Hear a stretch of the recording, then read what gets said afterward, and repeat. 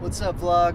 On my way to visit Dee Murthy, entrepreneur, co-founder of Young and Reckless Clothing, 5'4", Menlo Club, Grand Ac, and New Republic Man. It's 5 different brands he's helped co-found. So this is part of my work this semester for USC Independent Study on branding and entrepreneurship. So we're gonna learn from one of the best. En route right now on the 5 North, heading to West LA. Let's get it. Got you some silkies, D. Oh, nice. Yeah. Cool. Always use new socks. Yeah, man. Please have a seat. Thanks, bud. Appreciate it. Danny Kassamali here from Silky Socks. Drove up to LA today on this beautiful Friday afternoon to meet with Dee Murthy, founder of, or one of the co-founders of 5'4", Young and Reckless, Grand Ac, Menlo Club. There's one more. New Republic. New Republic, man. Did I get them all? Yeah. All right, cool. So thanks for making the time out. Of course, my pleasure. So I'm here basically researching entrepreneurs and personal brand experts in social media who spend time out of their day and their week putting out content. And I want to learn from some of the best. So Dee's the first interview that I'm doing this semester. So I want to know, taking the time out of your week to build content and put out, like things like even just putting a face in your camera and running. And like, is there a strategy behind that, or are you just following your passion? No, it's pretty calculated strategy. So we've been around now 17 years, and we've kind of experienced all different elements of our business, everything from distribution changing to how you market your business. So when we started, celebrities wearing your product was the most important. It still is. Influencer marketing. Yeah, and more of just in those days, there was no social media, so it was like you hope they wore it in Complex or GQ or in a music video. Yeah. It was print ads. It was trade shows. It was all those things. Then it evolved and it became more digital stuff in the last 10 years. So we did that. We were very big Facebook and Instagram spenders, and we scaled our business efficiently. But during that time, we were just spending money on Facebook. We weren't actually connecting with our customer, building a real brand. So 2 years ago, our cost to acquire a customer went through the roof. So I started thinking about where else can I spend my money? And I couldn't find anything. So we had done television, we had done podcasts, we had done pretty much everything you could spend money on, we had tried. And nothing was scalable, nothing was efficient. So I just started cutting the spend, and I said, I'll figure it out. I cut the spend down by end of last year, the year before last, by 90%. And I still hadn't, Instagram? Yeah, and I still hadn't found anything. Wow. So then I realized, I was like, you know what? Today's customer is so much different. Today the customer wants transparency, who started the business, why they started, and they want to connect with that person. If they connect with that person, maybe they'll support your product or your brand. So I was like, you know what? We have a big enough business where I could just cut everything off, take the risk that I can build enough of an audience to make up for all the money we were spending on Facebook and Instagram. Wow. And which was, by the way, over $1 million a month. So I took the approach of all right, let me see how I can connect with people. So I have a run club. So I started a run club, and we would meet every Saturday. People would come out and run. Started with 5-6 people. Now it's all over the country. Wherever I go, I run.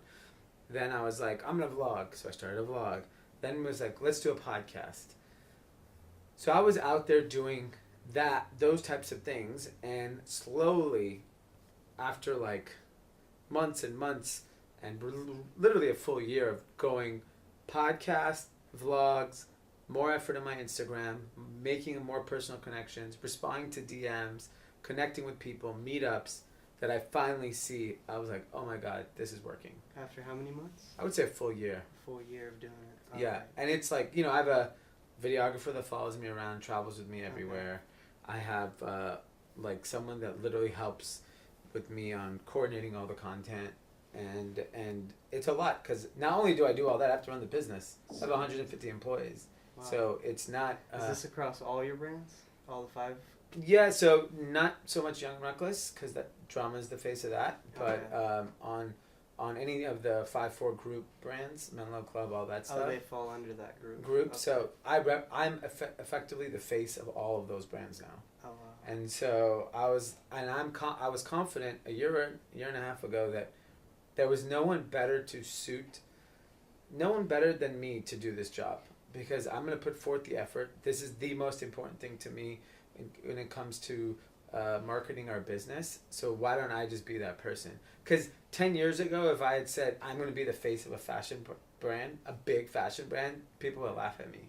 Yeah. And now I'm like, I am the face of it, and my customer connects with me more so than, and we've worked with, you name it, A-list celebrity. Yeah, I see Chris Paul right there. Yeah, and more people connect with me than those people, because in this world, the marketing has to be relatable now. Has to be attainable. Has your success with seeing the personal brand following you've gotten come because of your resume of building the previous success, or from like the energy you're putting into today's content, or like, you know, where do you see that meeting? Yeah, I mean, look, the best people on social media don't have any real success. So yes, it's nice that people know that I have successful businesses. I'm sure they're curious to see what I have to say or what I'm working on. But a lot of it is just that you put that energy out into the world and say, hey, this is what I'm putting out. This is the information I'm creating, and this is why you should follow me, right? Because there are a lot of successful people that have social media accounts that have no following. I have friends who are legit billionaires that don't have 1,000 followers, and they're not private. And so the success doesn't necessarily mean the engagement or the following. It definitely piques a level of curiosity, but it really comes down to the energy, the content, the effort you put in that. You have to make that a part of your job. Otherwise, it doesn't work. Okay, got you. So for someone like me who owns a small and growing brand like Soki Socks, one of my questions I had for you today prepared was, do I focus on growing the business today for the next 5 years? That way I'll have a personal brand after where people will say, oh, look, he did that? Or is it, you have to document everything along the way and do both simultaneously? Yeah, so here's what I would say. If you're in a commodity business, which is what I'm in and which is what you're in, you can buy clothes anywhere, right? It's just about the brand. It could be about distribution. It could be about price. So if you're in a commodity business, the most important thing is marketing. And so if your personal brand is your strategy, then you got to go all in on personal brand. You will sell more socks if your brand resonates with people, because they're going to want to support you. People just DM me all day, how can I support you? I'm like, well, I have like 14 companies. Pick one. Buy some shit. Like, comment, subscribe, do something. If that's what you want to do, is support me, there's tons of ways to do that. And is your biggest following on Insta right now? Or that or the podcast? The podcast has gotten quite large. Got you. Okay, we just listened to 2 episodes on our way here. Oh, amazing. The Amazon one? Yeah. Because literally this month is my month to like put some of my products on Amazon. Oh, amazing. So I'm hiring like an expert from Upwork to help me with that and do the listings and some of the photography and whatnot. That's great. So we listened to that episode, plus how to hire the right people. Yeah. So you're gonna take this, I guess, and like strong for now until whenever? Yeah, I just think this is the way of the future. Is either you have to have this like aggressive, if you're selling a consumer brand, either you have this aggressive influencer marketing strategy. I think that still works if your customer isn't actually influenced by influencers. So I'll give you an example. My average customer is 30 years old. Okay. He's a working professional, $75,000 income. He doesn't give a shit what influencers do. Okay. You know, like he doesn't watch TV. Gotcha. He maybe listens to a podcast. He's probably working, works out, free time, hangs out with his friends, wife, kids, whatever, and then likes to travel. Okay, he's not going to care about the 18-year-old YouTuber posting something or... No, that doesn't resonate with him. Yeah. So that's why I can actually influence my customer, because I know I still am my customer at the end of the day, and I don't care what anyone else does. Yeah. I don't read books. Like, I don't watch TV. Like, I don't do those things. And that's the reality of like my customer is too busy. That's why they signed up for the Menlo Club, is that literally, please take care of this part of my life for me. It's not worth my time. Please outfit me with your stuff. And I don't think there's any other way for particularly my demographic that I can connect with them. If there was, I would have figured it out. You can blanket advertise if you have an army chest of cash. And people do that. If you have a tremendous amount of gross margin and you can just spend, you can do that. But for us, that doesn't work. So I took the approach of like, I'm going to go connect with my customer. Because at the end of the day, acquiring a customer is one thing, keeping them is another. Mm-hmm. So if you came and you became a customer because of a piece of content I put out, or connected with me on social, or came to my meetups and saw what I'm about, that could be a customer for life. Mm-hmm. Which is way more powerful than acquiring a customer who because you had a good promo on Facebook or something. Yeah. Huh. That's interesting, because that's sort of if you listen to like content like from Gary Vee out there today, it's like go all in on Facebook and Instagram now. You know, are you guys? You said you cut it from $1 million a month to like 10% of that. Not even. So it's probably like 98% cut. Now, does the content you're putting out cost you money besides the editor and the... No, so that's one of the things I've tried to figure out. I'm like, okay, I have a budget to spend. Mm-hmm. What do I spend it on? Because I literally don't know. And I can't figure that out yet. So I there's nothing... So you're just spending way less. Yeah, we're just spending way less, which is great. Because go to your profits. Yeah, and so the idea is just like, I'm going to... What we're spending is my time. Right? Because I got to do all this stuff. Yeah. I got to do the podcast. I got to do the meetups. I got to go do the run club. So it's really my time that's costing the most. So depending on if I value my time $1 million a month, then it's probably the same. So it's like, it really comes down to that. But longer term, I think it's the right strategy. Because you can't amplify your content. Because if you have to amplify it, that means it's not connecting. Right? Amplify it with ads, right? You can give it a boost if you want to, but like at some point, you should be making stuff that people actually want to watch, look at, read, whatever it is, whatever type of listen, whatever type of content you actually put out. Okay. Well, one thing I'm doing is spending some money on Facebook ads. Mm-hmm. So I post a piece of content, and I spend tiny amounts, like sometimes $10 a day or to $100 a day max. Not even. I probably spend 10 to 50 a day, and I'll let that ad run for, let's say, 5 days, and I'll look at the shares.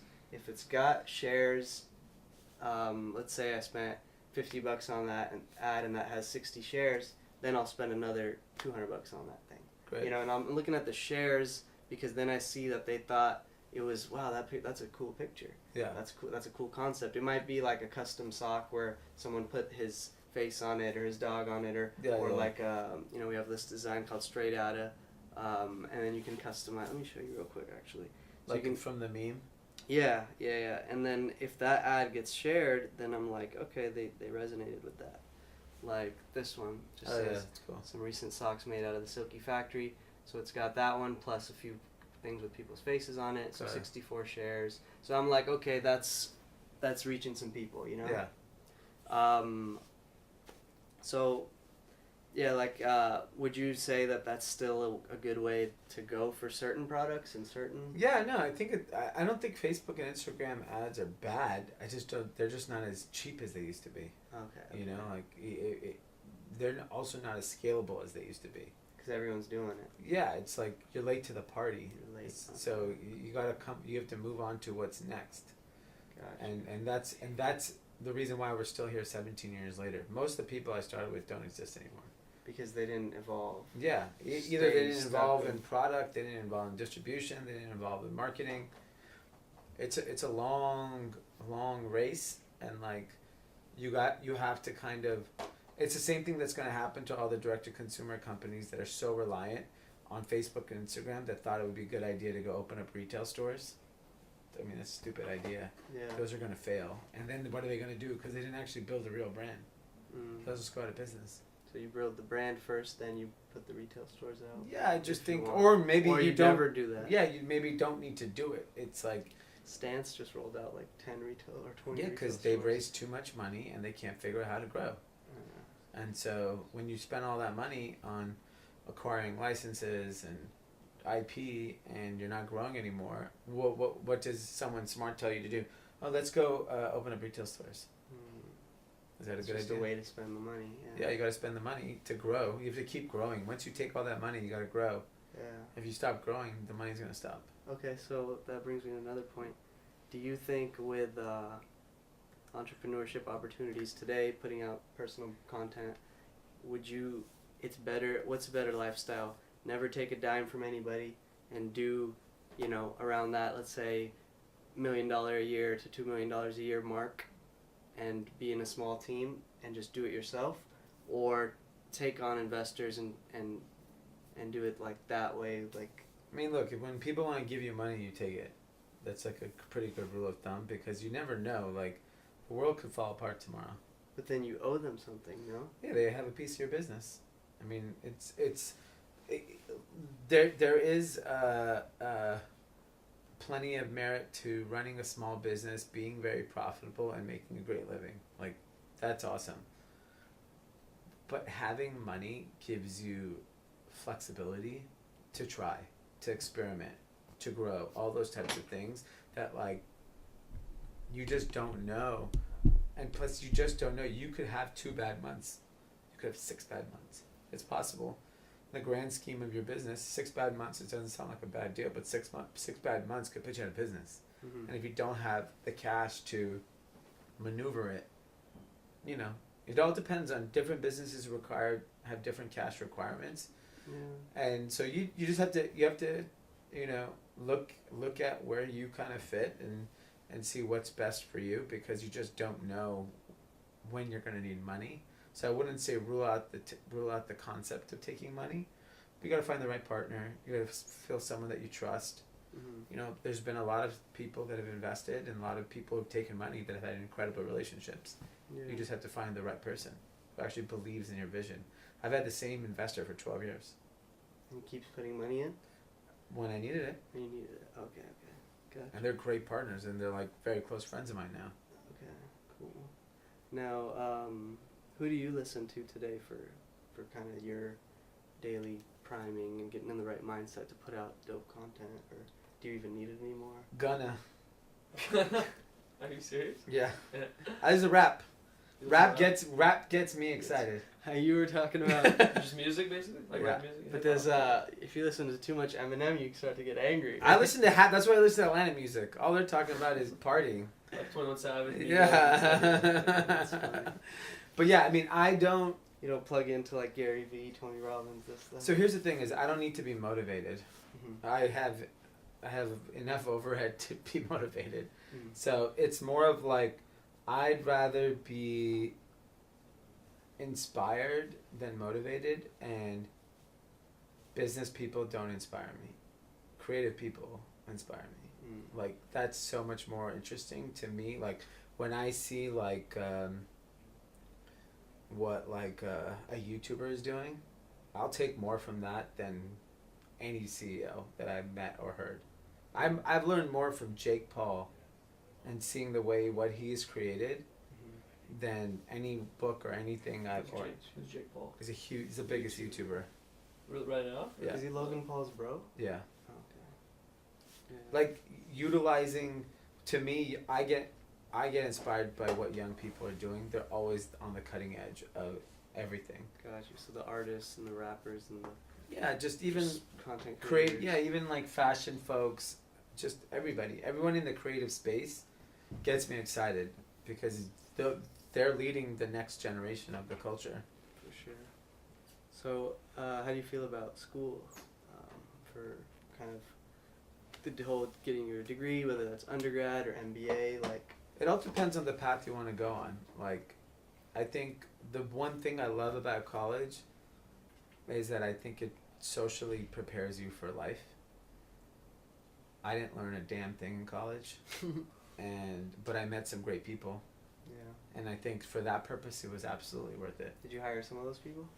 My business partner.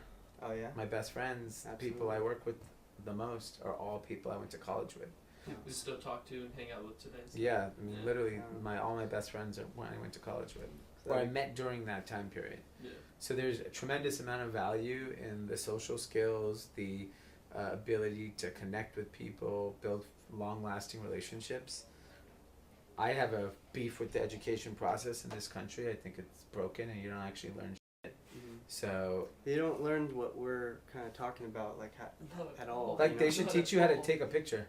How to just put up a video camera and edit it. Or like how to make a Shopify store, or how to do a P&L on an Excel. Like, how did I not know how to do that when I left college? Yeah. That's insane to me. So I think there's a lot of merit to, and by the way, I'm also an entrepreneur, so college is less relevant to what I do for a living. But if you're a doctor or a lawyer, there's no other path, right? True. If you're going into those types of careers, there's no other path. But there's a lot of careers that don't require college that you can pursue without, having the expense of college. You just don't get the social skills unless you put forth the effort to get it. Because a lot of my friends who didn't go to college, they're weirdos. Weirdos? Weirdos. Socially awkward. Do they enjoy their lives and shit? Yeah, they're very. My most successful friends didn't go to college, but doesn't mean when I invite them over for a dinner, I'm just like, why are you so awkward?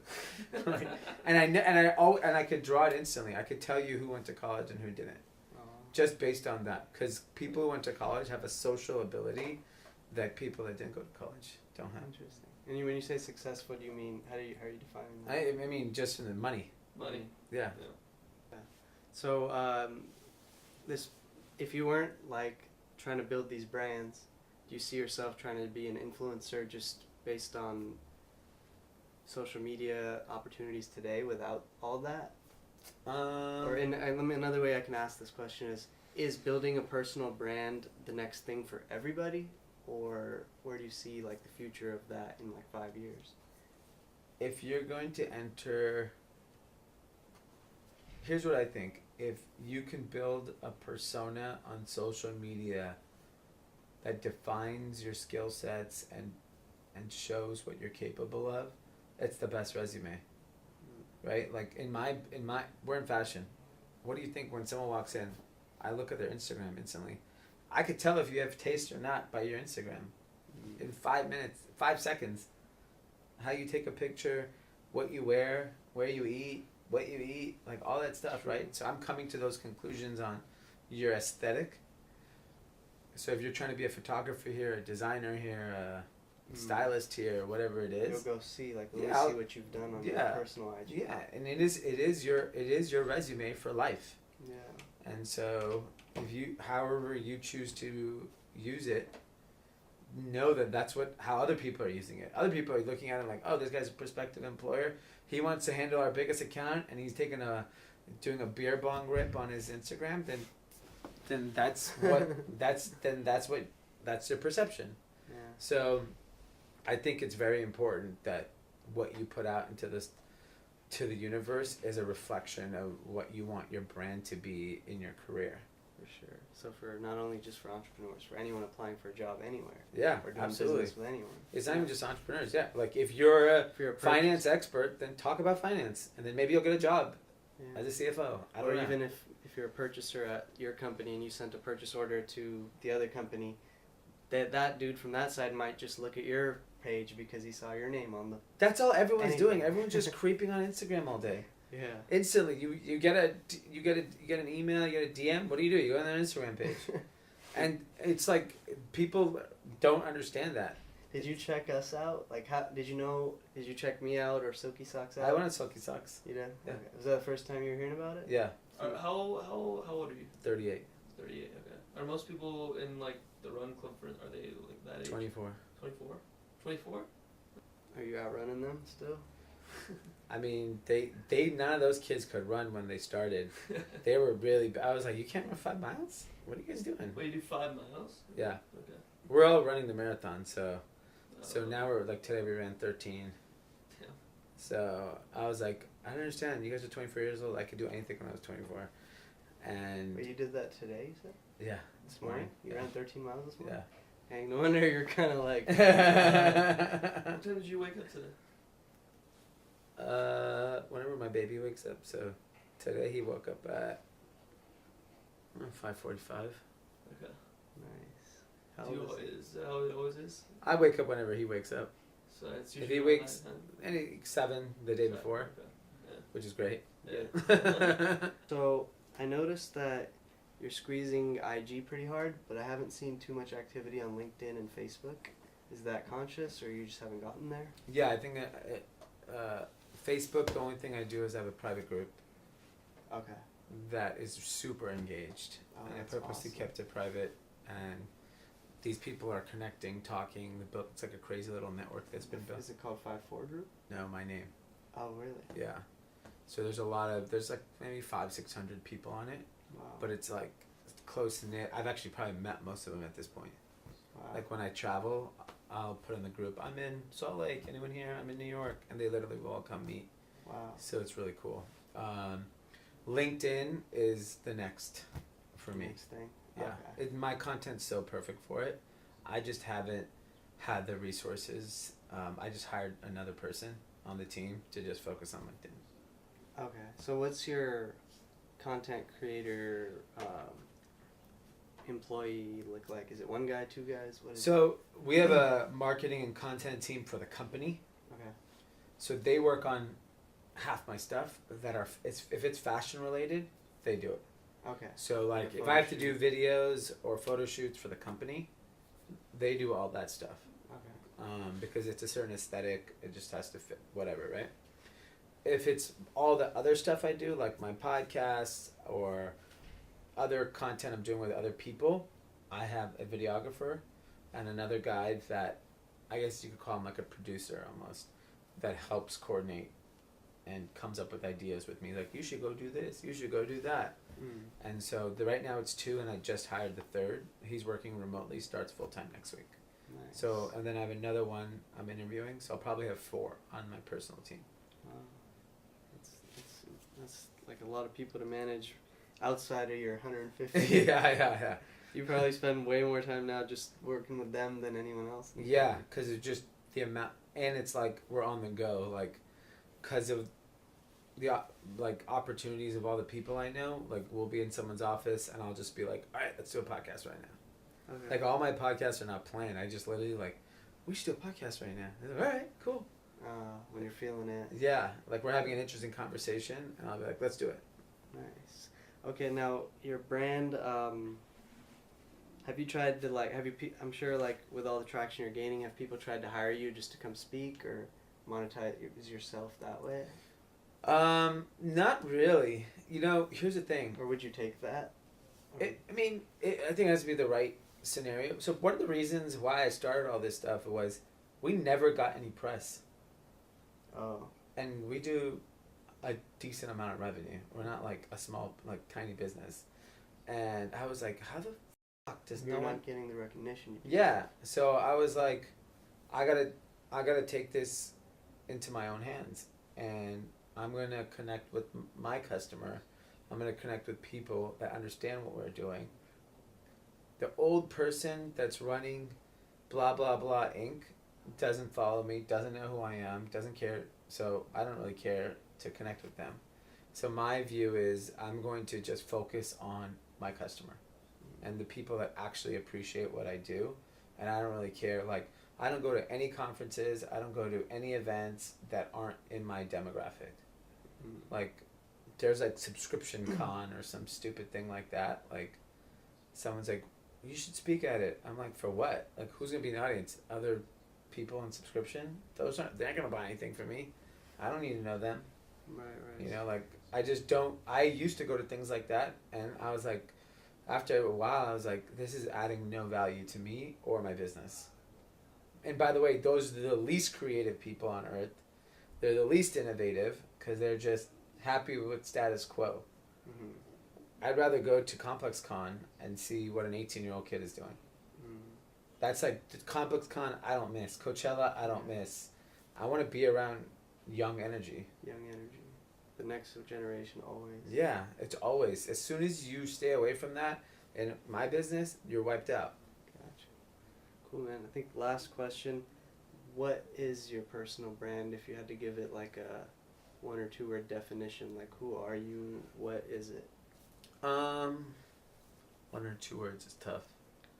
Or it could be like a short sentence. I think the way I like to look at myself is I want to redefine what an entrepreneur looks like. You don't gotta wake up at 4 a.m. and do like push-ups and not drink and like, you know, be a cutthroat person. Like I'm not like, yeah, I like to run and work out, but I also drank all last night too. Nice. You know, like I want and I will skip work to go to Coachella. Like to me, it's like I want to redefine what an entrepreneur looks like, and I want to change the mindset of entrepreneurs. I think it's cool to be helpful. I think it's cool to have a good life and have balanced life. All those things. Like I don't think when people tell you work, dad. You're not about that rah-rah motivation. No. I think that's not realistic. Like it's not fun either then. You're forcing yourself. Yeah. You think so? Like if you're doing that, I don't think you're forcing yourself. You were just trained that all you have to do is work. You know, when you read like, have you read Shoe Dog? Yeah. Okay. What end of the book? All he regretted was when his son died, scuba diving. The guy that built the most important brand, if you're a young person, of our lifetime, Nike. And all he cared about was the fact that he could spend time with his kid. Yeah. So who cares? So you're saying at the end of at your deathbed, if you just overwork, you may have some regrets, or at least he did. I guarantee you, Steve Jobs at his deathbed was like, I created the iPhone, but my kids fucking hate me. Yeah. Who cares then? Yeah. You know. So I just don't. There's more to life than money. There's more in life than success, and entrepreneurship is a lifestyle. You should enjoy it. Yeah, it's a balance for sure. Now, I'm trying to figure out on my personal page, like, do I need to be one thing? Meaning, like, should I define myself as the entrepreneur and show, like, business entrepreneurial content, or the gym fitness guy, or the basketball enthusiast, or a combination of everything, the dad at home? Like, I see you're kind of doing a little bit of everything on your personal IG. But I'm trying to show my message is balance. Right? Got you. That you can do everything. Like, when these kids come to me like, oh, I drank last night, I skipped run club. And I'm like, what do you think I was doing? You think on a Friday night I'm not drinking? Of course I am. I'm here too. Yeah. So what's your excuse? So you're like, I'm still getting up. I'm still getting up, and I have a baby, and I have a wife that'd rather me be home. Like, what's your excuse? You have nothing to do. You're 24. Kobe used to do the same thing. Like, he'd party and then. No, he would. If his teammates would want to drink, he'd be like, "Let's Oh, go." yeah, He'd be like, "Let's go. Yeah. I'll go with you," and he'll Yeah. drink with them. But then the next morning at 5 a.m, he's at the gym, and he's like, "Where you all at?" And they're all puking or sleeping or whatever. Yeah, and my thing is like, let's do it. I always tell people, like, this is how you have to define what you want to be as a brand. Mine is, I want to show balance. I want to show my family. I want to show, this is actually my life. Nothing about what I'm doing is contrived. A camera just started showing up a year ago. Yeah. I've literally been living the exact same life. I've had the same exact personality my whole life. I just put a camera there. And I think that's what you should do. You got to be real. You shouldn't be an actor. You got to be what, and then you'll see what also connects, and then you focus on that. Gotcha. If the business stuff connects, then focus on it. Because of course, discovery of why people should follow you, they should look on your page and be like, what about this person makes me want to follow them? Mm-hmm. This literally 18-year-old kid who interned for me was like, why should I follow you? And I was like, whoa, I actually don't know. This was a year and a half ago. I'm like, I literally don't know why you should follow me. And I was like, you have to work here. Wow. And so we ended up hiring him, and he helped me Why define. should I follow you? Yeah, that's a great question. That's a dope line. Why should I follow you? Yeah, and I was like, man, this 18-year-old kid taught me that, like, I have to define my social media presence. And then what did you define it as? And so he would always push me to push business. And I told him, here's the problem with that. That's not my real life. My real life is not business. So I don't want to push that. So I said, I'm going to be redefining what an entrepreneur looks like. that you can do it all. You can have fun. It's okay to like leave work early, show up late. Like I only run for this training of this marathon during work hours. I don't run because I don't want to take away from my family time. So like I go and run at 9 a.m. when I would have gone to work, and I take 3 hours to go run. Because to me, this is part of my job. This is the not the Saturday runs, but training for this other marathon. Go ahead. How important is the blue check? I don't think it matters. You don't think it matters? Oh yeah, Look. he's wondering how you got that. Well, I was wondering how you got that on all 5 brands. spend $15 million a year with Facebook. They'll give it to you. Really? That's funny. I mean, we spent $50 million with them over 3 years. They were like, at that time, I could have gotten, they were like handing it out to us. So those accounts that say, give us $250 and we'll get you verified. Yeah, because there's someone at Facebook they know that's running a racket. Oh. So there are people that do that. Those are That's real. legit. I mean, Because those people have blue checks themselves. Yeah, it's legit. They're just greasing someone at Facebook. No way. Yeah, that's literally what it is. So that'd be worth it, right? Yeah, so look, there's obviously features that you get if you're verified. You get on the betas early. It's good. It does give validation to certain people. Yeah. The real way you get a blue check is you apply for it like everybody else does, and you have to prove that you're famous. That you're famous. Yes, and they want press. They want, they want to know that. Why do we have to verify your identity? Because is it because there's other people that would falsify it and take advantage of something you're doing? Then it's an easy ask. I didn't know there was an application for it. Yeah. Like on Instagram.com or something. Yeah, there's an email. There's a process. Okay. So did you guys have to go through that process? We didn't have to because we literally, when we were spending that kind of money, we just said, look, these are big brands. You need to verify them. Yeah. Because for us, it was also when we use it as a selling tool, right? Like you guys would do for your brand. And I was like, what if someone else is selling our brand? Like they need to know that we're the only people. We're direct to consumer, the only place you can get the product. Right. So they were like, makes sense. And your personal? Did you have to apply for your personal? No. I'm telling you, spend a lot of money. People will do shit for you. But yeah, now they literally, because another business I'm involved with, they applied, and they were just responded. They're like, you guys just started. Like we don't see any press about you. We don't build up some of a resume, and we're happy to reconsider it then. Okay. Maybe we should just go to one of those $250 brands. Yeah, it's worth trying. Yeah. Yeah.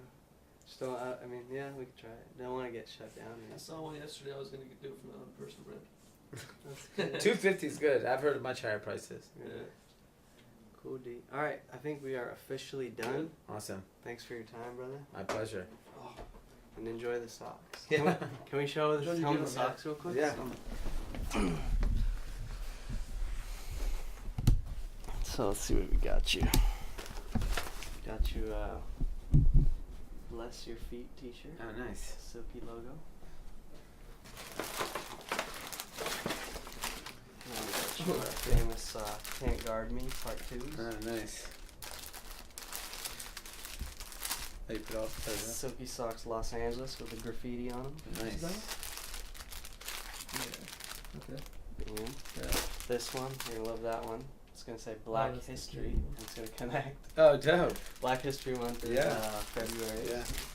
And then this one, Bless Your Feet, to kind of match the shirt. And a USA Stars and Stripes. Nice. So all these we actually made in our Anaheim facility. And so we engineered the material and the blank, and we warehouse them and stock them in Anaheim. And then we do the sublimation and ship them. But now we've taken an industry leader approach by we also supply blank socks to other printers Oh, great. in our kind of apparel industry. Nice. How much you charge for the blank? $2 to $4 per pair. Depending on. We have a knee high that's $4, and then these athletic lines. I gave you all athletic socks. They're the ones with a cotton bottom. Nice. So the sublimations from the ankle up, those are $3, and then at $2 is our full polyester sock, Cool. which is a little bit thinner, kind of more casual one. Is that the one you sublimate on? Yeah, the one you can sublimate the whole thing on. Yeah. Cool. Thanks, man.